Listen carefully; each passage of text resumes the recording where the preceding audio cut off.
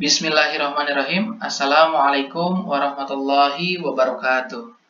Bagaimana kabarnya teman-teman? Semoga kita semua dalam keadaan sehat selalu ya.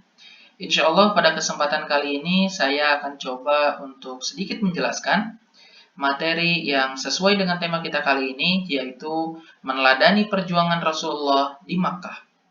Mengapa tema kali ini penting untuk kita bahas?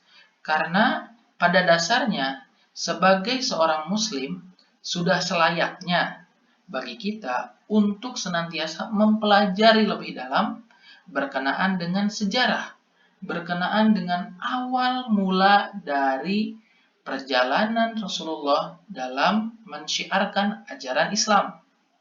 Tujuannya apa? Selain untuk menambah pengetahuan kita, diharapkan dengan kita mempelajari lebih dalam berkenaan dengan dakwah yang dilakukan oleh Rasulullah SAW, kita pun dapat menambah keimanan kita sehingga kita bisa menjadi pribadi yang lebih baik lagi. Oleh karena itu, silakan bagi teman-teman untuk menyimak dengan baik berkenaan dengan pembahasan yang akan kita lakukan pada kesempatan kali ini. Jangan sampai ada yang terlewatkan berkenaan dengan poin-poin yang akan kita bahas. Baiklah, hal pertama yang mesti kita ketahui ialah berkenaan dengan kerasulan Nabi Muhammad SAW. Berbicara perihal kerasulan dari Nabi Muhammad SAW, perlu dicatat bahwa Nabi Muhammad SAW pertama kali diangkat menjadi Rasul, yaitu pada malam hari, tanggal 17 Ramadan, saat usianya menginjak 40 tahun. Adapun yang menjadi wahyu pertama kepada Nabi Muhammad SAW, yaitu Quran Surat Al-Alaq, tepatnya ayat 1 sampai ayat 5, melalui perantara Allah Subhanahu wa Ta'ala, yaitu malaikat Jibril yang bertempat di Gua Hiro pada saat Nabi Muhammad SAW merenung. Itulah yang senantiasa menjadi gambaran secara umum berkenaan dengan kerasulan Nabi Muhammad SAW. Adapun yang menjadi ajaran pokok, yang menjadi misi dari Nabi Muhammad SAW di kota Makkah terdiri atas dua hal. Yang pertama akidah, yang kedua akhlak. Perlu diingat baik-baik ya, bahwasanya ajaran pokok yang menjadi misi dari Rasulullah SAW ialah akidah dan juga akhlak. Nah, maksud dari akidah ini yaitu sebagai ajaran yang menyerukan kepada masyarakat agar senantiasa menumbuhkan rasa iman, menumbuhkan tauhid mereka kepada Allah Subhanahu wa Ta'ala, kepada ajaran yang dibawa oleh Nabi Muhammad SAW, yaitu ajaran Islam, yang mana hal ini menjadi fokus utama yang diembankan kepada Rasulullah SAW. Sumbernya apa? Sumbernya yaitu wahyu ilahi. Itulah ajaran atau pokok bahasan yang menjadi misi pertama dari Nabi Muhammad SAW. Adapun ajaran kedua yang mesti disampaikan oleh Nabi Muhammad SAW ialah berkenaan dengan akhlak. Nah, di sini Rasulullah SAW memadukan antara teori dengan praktik. Apa maksudnya? Maksudnya, Rasulullah Shallallahu Alaihi Wasallam mengajarkan kepada kaum Quraisy pada saat itu, kepada penduduk Makkah pada saat itu, berupa akhlak mulia, berupa budi pekerti, yang mana sekaligus ia contohkan melalui perilakunya yang sangat luhur. Terlebih, Nabi Muhammad SAW dahulu sebelum menjadi nabi pun telah dikenal dengan sifat yang terpuji. Bahkan sampai-sampai ia dijuluki sebagai sosok Al-Amin, yang mana ia begitu dipercaya oleh penduduk Makkah pada saat itu. Itulah kira-kira yang menjadi ajaran pokok Nabi Muhammad SAW di kota Makkah. Sampai sejauh ini bisa dipahami ya. Nah, setelah kita tahu berkenaan dengan ajaran pokok yang menjadi misi dari Nabi Muhammad SAW di Makkah, kita pun perlu tahu nih berkenaan dengan strategi dakwah yang diusung oleh Rasulullah SAW dalam menyiarkan agama Islam di kota Makkah. Setidaknya terdapat dua strategi, dua fase di mana Nabi Muhammad melakukan dakwah, yaitu dakwah secara rahasia atau diam-diam, dan juga dakwah secara terang-terangan atau terbuka. Jadi perlu diingat ya bahwa Nabi melakukan dua fase dakwah, secara rahasia dan juga secara terang-terangan. Apa yang dimaksud dengan dakwah secara rahasia atau dakwah bilsir?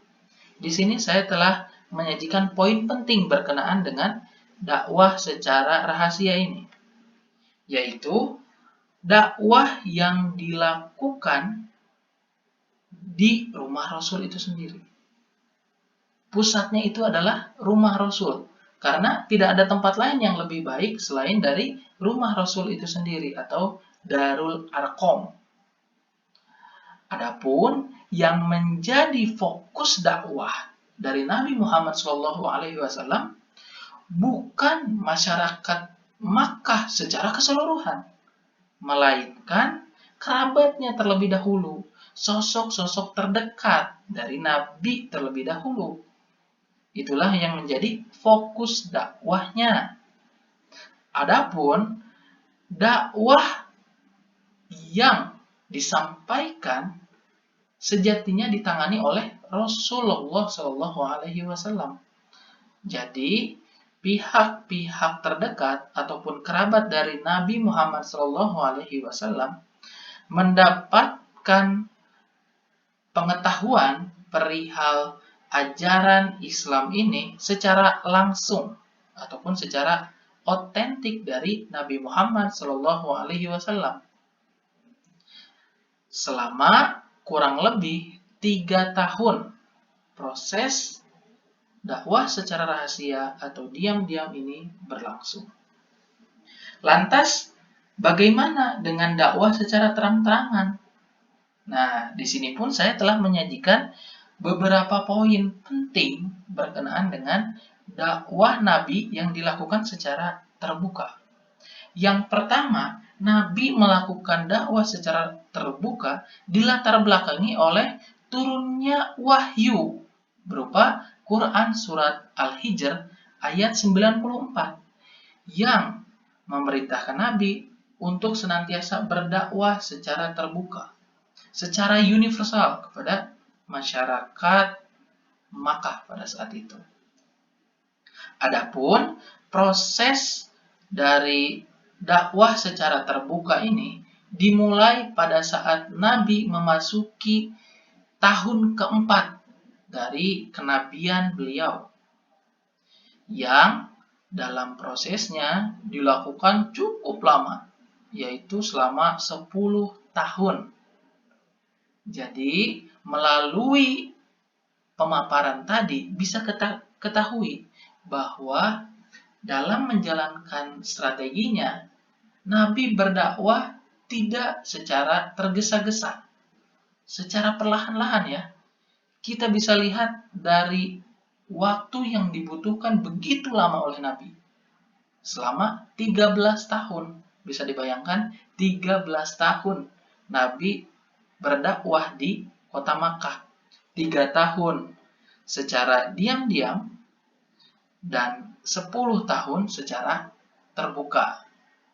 Mengapa Nabi melakukan upaya dakwah dengan waktu yang cukup lama? Karena Nabi sadar bahwa masyarakat Makkah pada saat itu sudah begitu terikat dengan ajaran nenek moyang mereka, ajaran yang telah lama mereka lestarikan. Karenanya, Nabi tidak ingin secara tergesa-gesa dalam menyampaikan ajaran Islam ini, melainkan secara perlahan-lahan agar masyarakat Makkah pada saat itu dapat menerima ajaran yang dibawakan oleh Nabi Muhammad SAW. Nah, setelah kita mengetahui berkenaan dengan strategi dari Nabi dalam menyampaikan dakwahnya di kota Mekah, kita pun perlu tahu nih, bagaimana sih reaksi dari kafir Quraisy terhadap dakwah yang dilakukan oleh Rasulullah SAW. Setidaknya terdapat 3 fase berkenaan dengan reaksi yang dimunculkan oleh kafir Quraisy pada saat itu. Fase pertama, ketika kafir Quraisy mengetahui Nabi Muhammad SAW mensyiarkan ajaran baru di kota Makkah, mereka pun senantiasa langsung berdialog kepada Rasul, langsung berdialog kepada Nabi Muhammad dengan memberikan iming-iming, baik itu berupa harta kekayaan, baik itu berupa jabatan dan juga kedudukan yang tinggi, serta memberikan jaminan hidup yang layak kepada Nabi Muhammad SAW. Syaratnya apa? Syaratnya agar Nabi tidak terus melangsungkan ajaran Islam yang sedang dibawakan pada saat itu. Nah, setelah pihak kafir Quraisy gagal dalam melangsungkan dialog dengan Nabi Muhammad SAW, jadi tidak tercapai nih apa yang diinginkan oleh kafir Quraisy pada upaya yang pertama, maka mereka pun melakukan upaya yang kedua. Lantas apa yang mereka lakukan? Apa yang kafir Quraisy ini lakukan? Yang mereka lakukan ialah melakukan kekerasan. Tidak hanya pada Rasul, melainkan kepada sahabat dan juga kepada pengikutnya. Tujuannya apa? Tujuannya agar Nabi pada saat itu merasa tidak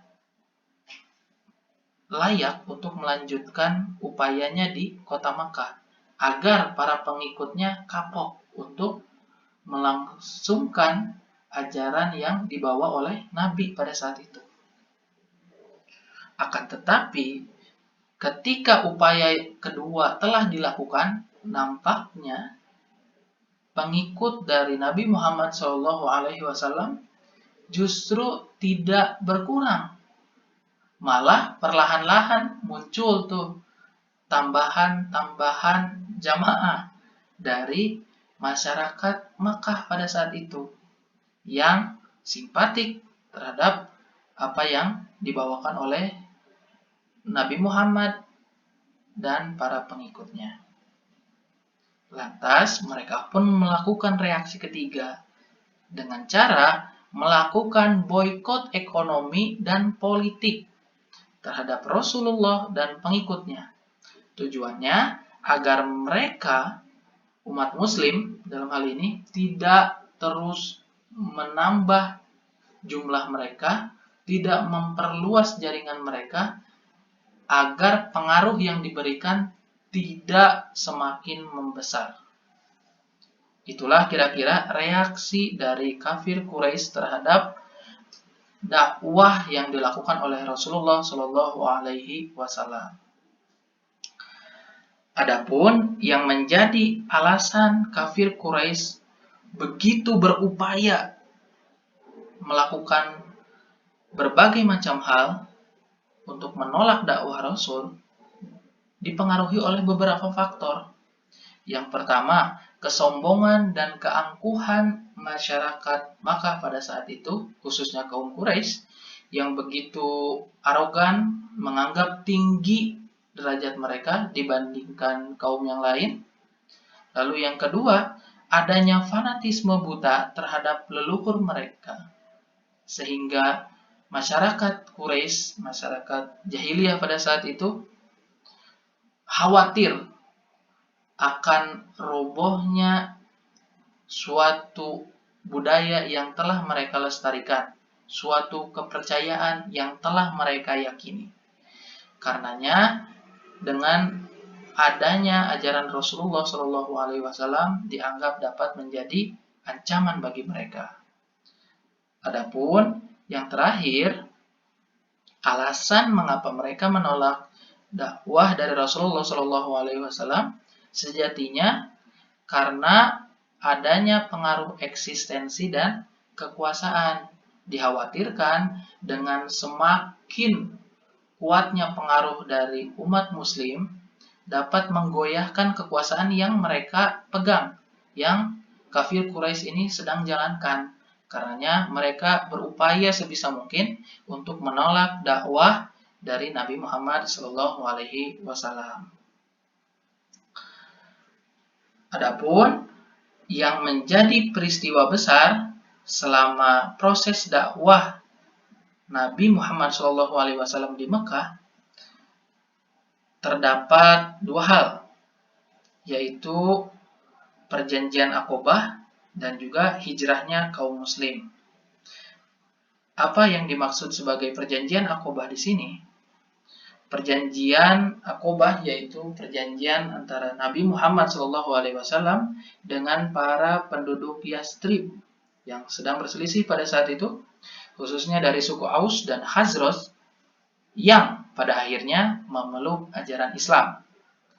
Adapun peristiwa besar selanjutnya yaitu hijrahnya kaum muslimin, dalam hal ini terbagi ke dalam dua hal pula, yaitu peristiwa hijrahnya kaum muslimin ke Abisinia, lalu yang kedua hijrahnya kaum muslimin ke Madinah.